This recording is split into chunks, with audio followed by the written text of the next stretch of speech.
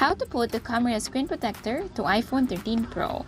Here we go. So since we already have put the full screen tempered glass in front, so it's time to protect on the back camera. So here we go. Let's open the box. Let's do unboxing. Okay. So let's see how it looks like. So make sure to read instructions every time we do something to make sure that we don't need to repeat everything.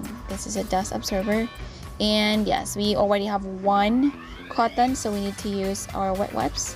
Let's wipe it up. Wipe it up.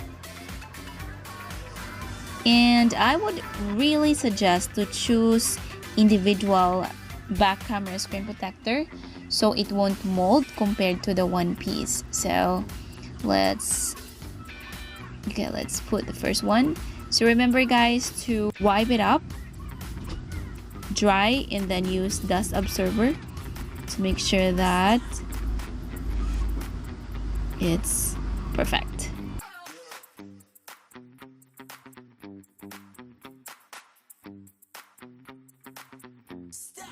Alright, do the same thing until to the third and you're good to go.